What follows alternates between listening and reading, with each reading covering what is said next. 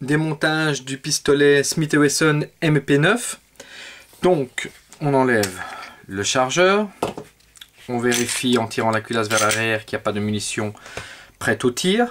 On va reculer la glissière en arrière et maintenir la glissière en arrière grâce à l'arrêtoir de glissière ici. Donc, on fait coïncider la petite ouverture que vous voyez ici en face de l'arrêtoir de glissière. Comme ceci, on pousse vers le haut. Vous voyez, il y a un petit cran là qu'on voit qui se met en place contre la glissière. Là, on peut relâcher. Vous avez ici le levier de démontage que l'on peut déjà abaisser vers le bas, mais il y a une autre manipulation à faire qui est spécifique au Smith & Wesson MP. Donc, je vous montre, je vais allumer ma petite lampe ici pour que vous voyez ce que ça se passe à l'intérieur. Vous avez une pièce à abaisser. Alors la pièce pour l'instant vous la voyez pas, donc elle est exactement ici, voilà, là je suis contre, mais elle est en position on va dire fermée. Et cette pièce, soit vous allez la chercher avec un tournevis, soit vous utilisez l'outil que Smith & Wesson fournit et qui est dans l'arme, qui est ici. Voilà, ça c'est l'outil. Alors comment l'enlever? Vous ne savez pas l'enlever comme ça, c'est impossible, parce que là il est en position verrouillée. Il faut le tourner d'un quart de tour et ensuite tirer dessus. Alors parfois c'est un petit peu difficile, voilà. Et là il vient, donc c'est un outil tout à fait banal, et c'est pourquoi un tournevis fait tout aussi bien l'affaire.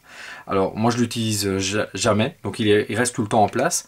Ceci étant dit, vous devez enlever cet outil si vous voulez enlever ensuite le dos de poignée et changer d'épaisseur, hein, puisque en fait l'outil, mais il vient ici à l'intérieur, il vient comme ceci, donc il cale l'ensemble. C'est ce qui permet au dos de poignée de tenir à l'arme. Donc vous prenez un dos de poignée ou on remet celui-ci en place, voilà, et bon, forcément là il tient plus, donc ce sera grâce à cet outil là que le dos de poignet restera bien en place. Donc je le réinstalle, donc on le réinstalle forcément de travers, hein, comme on a fait pour l'enlever, et on le repositionne en position fermée, et là le dos de poignet ne bouge plus. Donc moi je vais utiliser mon tournevis. Alors je vais replacer la lumière pour essayer de vous montrer au mieux ce qui se passe. Donc, la petite pièce à aller chercher, je vais la chercher maintenant, vous allez voir, elle va un petit peu pencher, voilà. Alors, je vais essayer de vous la montrer, voilà, là vous la voyez bien, donc c'est cette pièce-ci, hein.